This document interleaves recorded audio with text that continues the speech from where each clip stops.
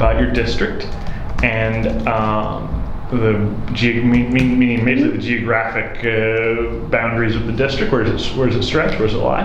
Yeah. And then you can tell us a little bit about yourself and why you're seeking this office. Okay, perfect. Well, House District 40 did not change much from the redistricting. We did, to my knowledge, get a little bit more south Oregon City, but we go all the way down to the south end point in Kadima and have that section there. I laugh, it sort of follows the urban growth boundary line if you're familiar, but what we did get new area was sort of more of that rural space. All the way to Oregon Golf Club, Clackamas Community College, and then we go north. We have, if you want to divide the Willamette Falls in half, I just say I have the whole Willamette Falls. Willamette Falls all the way up to Jennings Lodge, a tiny bit of Oak Grove, and then cut over to I-205, and we've got Johnson City and more unincorporated parts of Clackamas County, and then in the middle there is Gladstone. Great. Yeah. Tell us about yourself. About myself, yes. So I'm Vanessa Hartman. I am the current state representative for House District 40. This is finishing my first term. I belong to the Haudenosaunee people, more commonly known as the Six Nations of Iroquois. That was our French given name. We are a matriarchal society, so we follow our mother's bloodline. And so me specifically, we're Cayuga Nation. Snipe Clan, and we called the people of the Great Swamp. And so my ancestral lands are present-day New York, Finger Lake area. Reservation is now within Canada, so but I still have family there. I was actually born in Little Rock, Arkansas. And my mom was married to a Marine at that time, and we moved around quite a bit, lived in Pensacola, Florida, lived back in Canada, and eventually settled down in Camp Pendleton near San Diego, Southern California. Once they split, it was pretty much just me and my mom against the world. We moved around quite a bit. We lived in Fallbrook and Temecula, where I went to middle and high school. But she really was the driving force in a lot of my advocacy today. I then went to culinary school right out of high school and went to Le Cordon Bleu in Pasadena, California, which is, I believe it's no longer there. It's not in Portland either anymore, although it was. No, I think all of Le Cordon Bleu's closed after some marketing mishaps, I will say. And right out of that, I went and worked for a pretty prominent catering company in Los Angeles called the Patina Restaurant Group, where I worked at the Los Angeles Philharmonic Walt Disney Concert Hall as their I'll back up a little bit. I went to to culinary school really with the hopes of being a wedding planner, which was quickly squashed when I realized all of what goes into that. But it is a funny thing where you sort of have to pay your dues when you get into catering and be the wedding planner. So I did a lot of the weddings there. Quickly realized that's not the sector that I'd like to be in, and switched over to sort of the more business dining and became the catering and craft services director at the Hollywood Bowl. So I handled all the craft services and the only green M&Ms kind of requests for about 3 years, and I did that, and that was really intense. I will say a lot of my thick skin comes from those first 4 years in working, and then I sort of stayed in the industry up until COVID, really. And my then husband.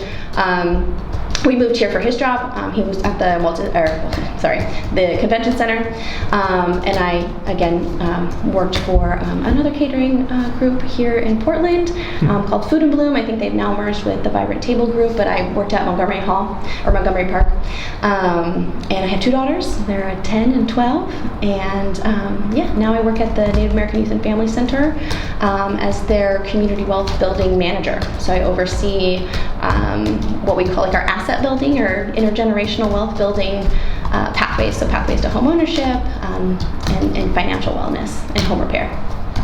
Great. I'm typing all this down, there's a lot. I'm sorry. I could slow down. Okay, so what committees do you currently serve on?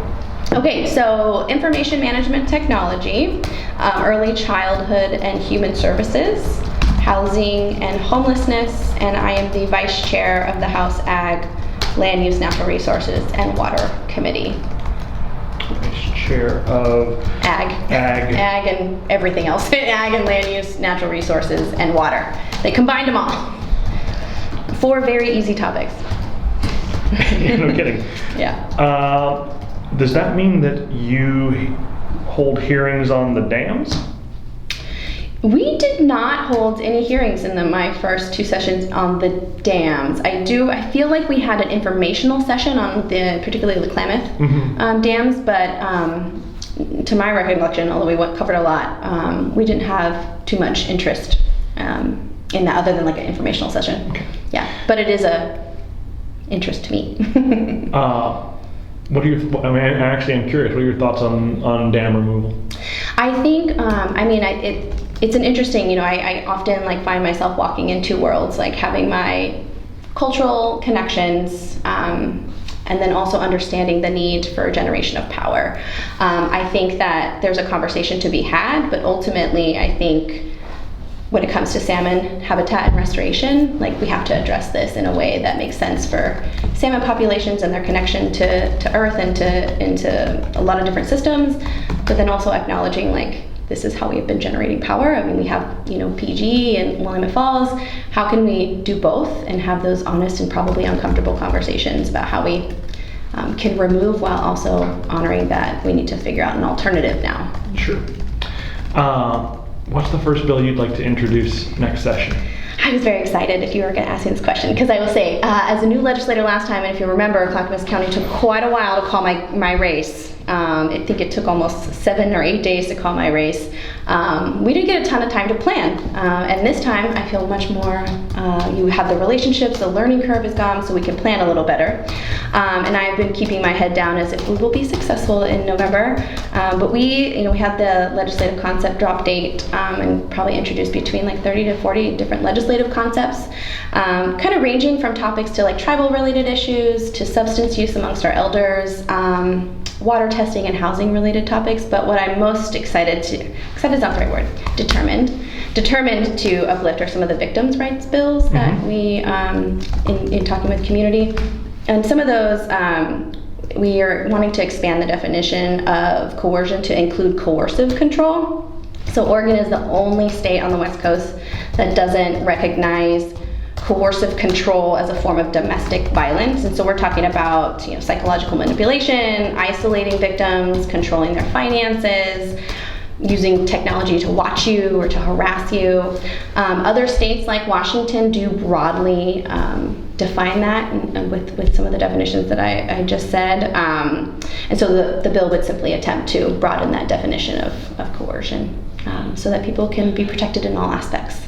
Some of the other ones. I have questions. Yeah. Sorry. Is this only in domestic relationships, or is this like things like sex trafficking in massage parlors, that kind of thing? Yeah, so I knew you were going to bring that up. No, so this would be specifically in the definition of domestic violence. So it would be probably separate from that piece. Yeah. Did you read our story on that? I sure did. What did you think? You're welcome to criticize it. That's fine. No, I'm not criticizing it at all. I think it's one of those things where, as a new legislator, you're constantly learning and hearing about the issues and problems at hand. I work very closely with like Clackamas Women's shelters and other advocates in the area, and this was one that took me back by surprise. And I tend to like look at data and stats because I do very much, I think they tell a story. And if we're seeing the increase by, I think you said by 3-fold. That's about right. Yeah, by 3-fold, that's telling me something. Like to me, it's telling me that people that run those know that we don't have the strength to stop them. And like that's literally what I took from that story was like, okay, look, what are we going to do about this? I have definitely heard a lot from our sheriff's department around the trafficking issue, specifically on 82nd, but the massage parlors was a new thing for me to uncover from that story. And so I was talking to my chief of staff, like really want to pay attention to how we're going to address this and how we're working with our local jurisdictions. Like, what do they need? Like, what do we need to do? Because to me, it was clear as day as like people realize that they can come here and they're not going to get caught, or they're going to get caught and it turns into this whack-a-mole game. What is it that we need to do? So I do appreciate you reporting on that. No criticism. Oh, that's fine. We're learning as we go as well, right? Yes, so there's a lot in that story that was for me as an editor, very difficult to unpack, and a lot Yeah. of great work done by our reporter Eliza on that story. Yeah. All right, let me see. I realize you didn't have much chance to pass legislation this time around, but is there anything that you look at from the first couple years in Salem and you say, well, my constituents should be quite pleased that I accomplished this for them? Yeah. I mean, I think that there are the like dollar amount figures that we were able to advocate for that are sort of the will keep costs low for residents. We were able to secure $3 million for the Oak Lodge Water District, which serves a good portion of my district. And with this, they do not have to raise the rates that passed on to the consumer. So there are those things that are so important that we focus on. But I will go back to sort of the DVSA work that I have done. We passed previously in the state of Oregon, you were unable to file for a restraining order where the abuse occurred. It was only where you live and your perpetrator lives. And as you know, in the Tri-County area, a lot of us live in other counties, work in other counties, and so we were able to get that passed. So now you can file for a restraining order in the place that you work, or I'm sorry, excuse me, in the place that the abuse occurred. So we're really proud of that. It seems like such a small thing, but will have a big impact, I know, for a lot of folks in that community. We also the other thing that we passed in that sort of victims' rights package was there was an issue with the word identifiable in our revenge porn statutes. We've been doing a lot in that regard, but previously the photo had to be identifiable by everyday people, even if the perpetrator admitted that that person was the person they attacked, or if there was a birthmark or whatnot. It had to be, like, we had to show you a picture and you had to see it. So they were unable to prosecute or even continue with even trying to prosecute. So we simply removed this one word that said identifiable, and now they're able to actually, they'll still have to go through the same processes, but they can at least try to seek justice for that. And I will ultimately say, I mean, I will, on the topic of transportation, because I'm sure we'll talk about it, it's not like that subject brings me joy. It's not like I'm an expert in this, but I heard loud and clear from my district that we needed to stop tolling, and we did just that. And there was a lot of work that went into it, both in the long session and the short session, and throughout in the interim, to continue to raise the alarm that this is an issue for this community, and we were pleasantly surprised when the pause turned into a stop. So. Well, you were correct. That was what I was going to ask next. Correctly predicted where. I mean, I have Abernethy Bridge in my district, so. So then, a lot of money was spent on that bridge. Yeah. I haven't actually driven on the Abernethy Bridge since the money was spent. How is it? It's not done yet. Oh, well, there you go. So it's how it was. It's in process. Yes, it's still the same. That's how it was the last time I drove on it. Yes, so still the same. Still in process. All right. Yeah. What are you hearing from your community about tolling? And maybe just as important to that, how are we going to pay for all the things that we need to build in this state, infrastructure-wise, if we're not going to toll? Yes. No. Very good question. And this advocacy really started when I was a city councilor. That was the first time I ever heard about the tolling. And leading into this, I think, at least for me, there has been a shift in that understanding that there was going to be undue burden put on, Gladstone, Oregon City, Westland, and sort of surrounding communities. And we had the subcommittee on transportation planning. We had little road shows throughout the area and listening sessions there. And we heard loud and clear that there needs to be a shared responsibility. And the frustrating part for a lot of my locally elected leaders was making sure that we had the fair share on the STIP, the 50-30-20, and tolling revenue isn't able to do that. And we really needed to mitigate the diversion. So if diversion we have a plan for diversion, and we have a plan to address the bottleneck that was promised to the I-205 in the House Bill 2017. There seems to be buy-in from the community, like, how can we support this message? We had the most recent roadshow where we came to Happy Valley, and there were people in the room from business, from small business to trucking to everyone you can imagine, and it was really wonderful to see the committee listening into that community, not just from like elected leaders, but from more local folks. And there was consensus, like, look, if tolling is the answer, we need to see the why. We need to see how you're presenting. If we increase vehicle miles traveled for electric vehicles, we increase the vehicle registration fees, what does that look like with the gas tax? How we have to address the weight mile tax with our trucking industry. Put it all on the table and let's do this together. And that seemed to be loud and clear, that we're willing to support you as in the committee and the plan if you're transparent and if you're collaborative and you bring us in on the conversation. It has always felt like that to me, like there's this want to just be a part of the discussion, and that hasn't always translated into them actually being a part of the discussion. So I think that's sort of where my community lies, that it needs to be equitable, it needs to be fair, and we need to see all the options. Like, we were just presented with tolling, and so tolling a revenue that we wouldn't even really keep more than 50% of it, so. Great. Yeah. Your questions? I have more, but no, keep going. Okay. I said I had more, but I don't know that I have one off the top of my head.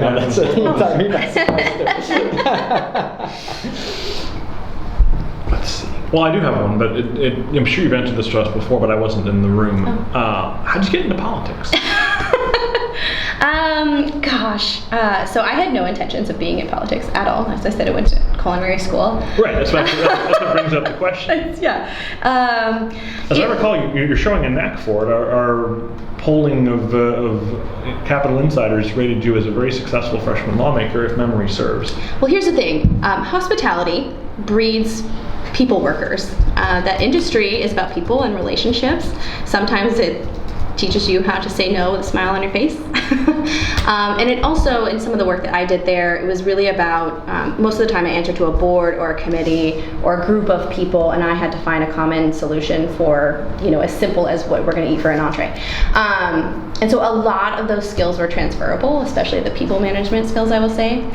Towards the end, or towards like 2018, 2019 to 2020, I was really starting to feel like, is this really my destiny? Like, I was the catering director for Intel, and I had gotten a call that coffee needed to be set at 3 a.m. because someone's on a different time zone. And so I'm sort of like reflecting, like, is this really what I'm meant to do? I've always sort of had this organizer, like, activist mentality, but in different ways. But then COVID hit, and I allowed myself to be a little bored for, 3 months or so. My kids were in kindergarten and second grade at the time. And then I started organizing for the neighborhood around, like, if you're immunocompromised, we'll go grocery shopping for you, just like little things to keep me distracted. And then we planned some other events, and through those event planning, we did some like water drives for Warm Springs when they didn't have access to clean drinking water. Through that, I met a then city councilor who said, we have seats that are up, I think you should run. And I'm pretty sure my face was like that of confusion, like, why the hell would I do that? I have no idea like what a city councilor really, really does. And up until that point, I really thought anyone in an elected role like had to be a lawyer, had to like have gone, to a 4-year, and it just didn't fit like who I was. And so after having some conversations, I was like, what's the worst that could happen? Like, I know how to organize, I know how to like meet people and talk to people and listen. And I ended up winning. And I wasn't quite, and I will say, to give some context, like up until that point, it was really daycare, work, daycare, family, work. Like, there was no friends building and that sort of thing. And so I just dove right in. And I think Gladstone was going through sort of a reckoning in many different ways during the time I decided to jump into this. And it was really eye-opening how Clackamas County can be and how some of those communities can be. But I would say halfway through, then Representative Meek reached out and let me know he was running for senator.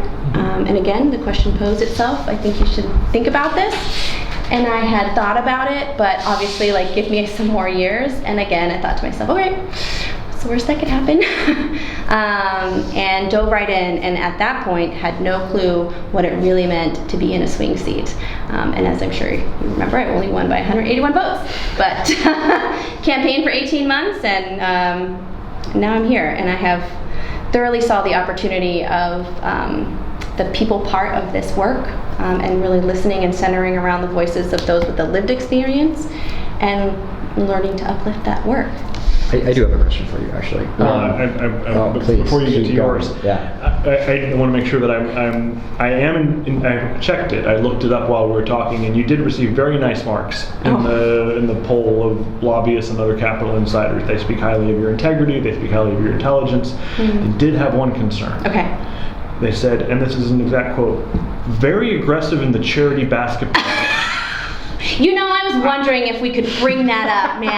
I would like to know. I wish Nigel was I would here. like to know the story of the charity basketball game. That's wow. Do you consider yourself a clean player, or? I'm so glad you brought this up. I have played basketball almost since I was 10 years old. That was the first time I played in a very, very long time.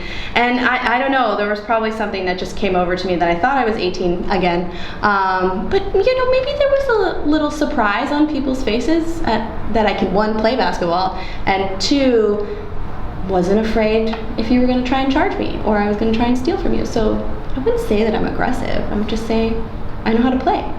Okay. Was there anyone else in that game that you were surprised at what they had in their bag?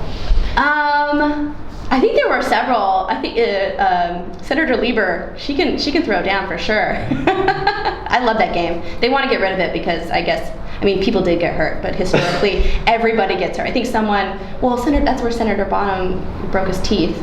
Oh no. Yeah, and then someone tore their Achilles. Didn't Shemia Fagan tear her Achilles? I think that was a story. Yes, yeah, but I obviously didn't play against her. But it's a rough and tough. I think you put folks that have been, and this was also, I think, around still in the walkout. Yeah, we were still in the walkout. So people were in a mood. Yeah, I would imagine. I was. I do remember reading that. I want to know who said that too, because they're probably the one I made a shot on or something. You're probably right. They're probably just bitter. Yeah. We did lose, so I can't really say much. But I can't believe I'm still asking questions about this. But do you remember the final score? I don't. No, I know that they do. Because if you did, it would tell me something about you. If you remembered the final score. No, I was. You know, once we lost the first round, I was sad. No, it's like a one house team, I think, versus a Senate team, and then whoever wins plays the other side. But no. Okay. I think it was stacked for the other team, I'll tell you that. We're going to have practices next time. Okay, that's fair. I'm going to move on from this line of questioning. I forgot that you mentioned a bill about substance use in the tribal community. Can you just tell me what your specific plans are on that? Oh, yeah. So it was more, actually, it was separate. So there were some tribal bills that I hope to have a conversation about. And then separate was, I personally thought we left out our elder community, so our senior population, and substance abuse, or substance use. And that really stemmed from, so I went on a ride along with the Oregon City Police to learn about fentanyl, how's that affecting our community. And the one call that I went on was at a senior living center that they had found drugs in. And when we approached the gentleman, he, long story short, basically someone had sold him the drugs at the laundromat down the way. And when the lieutenant I was with, is very kind in the way of what are you doing, man? And he's just like, look at me. And he had one leg, is in a wheelchair. He's like, there's really no point in living. And I had to step out because that was a little overwhelming for me to see personally. But he did not have access to his, ultimately found out he didn't have access to his pain medication. And so what's the easiest? You get that easier. And so it really stuck with me. And then as I talked to some of the other communities do work within our senior population, learning that it is more and more of an issue than I thought. And so I really want to just begin having that proactive conversation of how we're touching on it. So we talked about the youth substance use, which is obviously very important, but I do think that was a population we left out in the discussion. Do you have any sense of going forward what some efforts to address that might be? I don't know. I think the goal is really as much as I hate when people bring up work groups or task force, a task force to understand the problem. But I think probably in early conversations that we'll have, like AARP is a partner that has looked into this.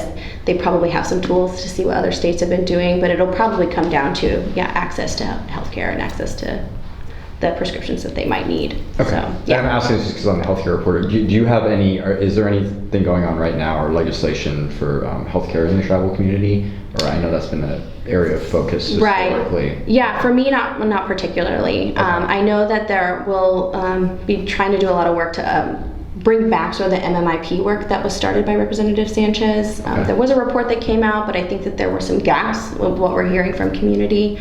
I'm really interested in looking at some data sharing agreements, specifically around law enforcement. And then my big hope also so we had the Government to Government Summit. As I'm sure many people have heard, water is life is a phrase that many of us use. The state of Oregon hasn't always meaningfully included the tribes in the construction of a plan forward. It's more been making the plan, hey, read this, what do you think? So we're really hoping to create a task force that's a tribal water task force, which has, my understanding is that it was a thing at some point, but has since gone by the wayside. And so the hope is to bring that back as we are getting more and more interest in water planning for the future. Is there parts of, is there a place or a community that you think is getting hit hardest with water issues right now in the state? I still think, Warm Springs is one that has been having issues. I know that they received a good amount of federal funding to begin that process, but I still think that they're feeling the effects of that for sure.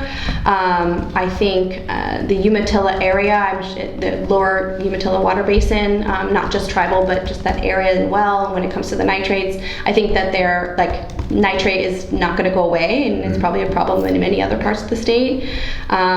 So I think, and then I think Klamath as well. Klamath is probably another area that tends to be pretty dry and running into some issues with water quality issues. So you could say, even though on this side it's, I think people get a little apathetic, like, oh, it's raining, there's plenty, right? But then we forget about an entire section of our state that is dry. And so that's really the hope. I know that there's a lot of interest. That was the common theme at that the governor's Government to Government Summit, where we had all 9 federally recognized tribes there, was how are we going to plan for water? Okay. Do you know you might, and I can look it up, what the voter registration advantage is in this district? Are there more Republicans? Are there more Democrats? So it's actually non-affiliated voters. I want to say, last time I checked, it's roughly a little over 17,000 non-affiliated, 16,000 Democrats, and 13,000 Republicans. Do you expect this to be a tight race once again? I'm going to expect it to be a tight race so that I can remain in my competitiveness.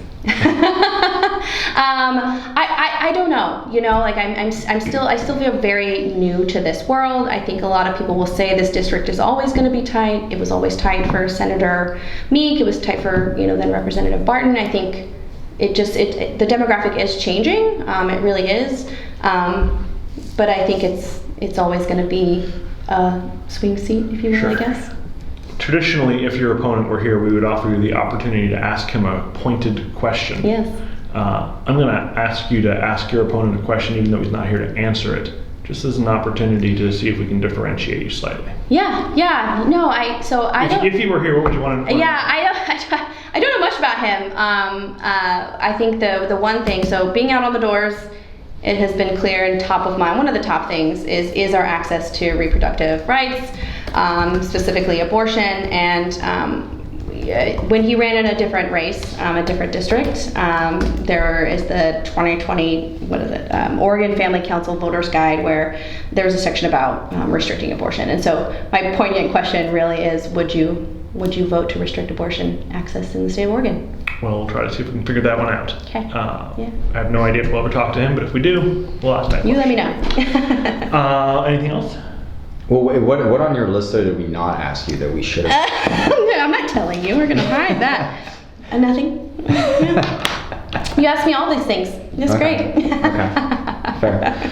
Was there like a lengthy defense of a thing that we should have been No, asking about I tell you, that's your secret vulnerability that we Yes. not managed to bring up? No, I am a notes person. And they were my comforts, and so I just have to have it there. I also don't want to say anything that's inaccurate.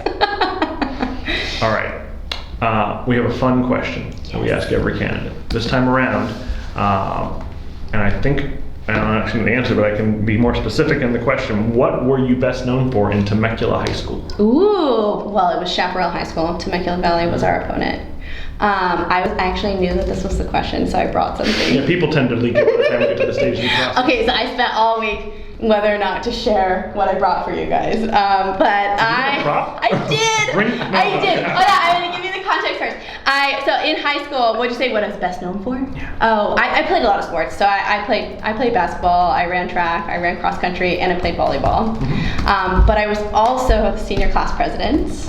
And what I brought you guys is, this is the part, will also kind of lead into that I was a little bit of a goofball, and maybe still a little bit of a goofball, but it was my campaign shirt that we made. Wow. And it's I can't believe I'm showing this to you guys.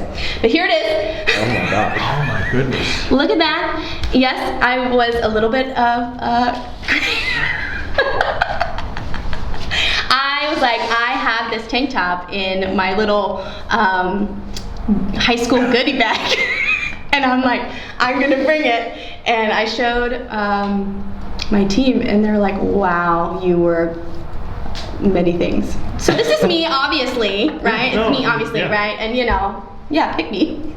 So how long did you wear that around? Just a couple of days. Joey and Harry can like show the people. Well, we said this was Yes. going to be 15 minutes, and in fact, it went well over 30. Oh, okay. So clearly, you kept our attention. Yes. Thank you Well, so good. much. It's a pleasure to see you. Yes, it was good to see you too. Thank you.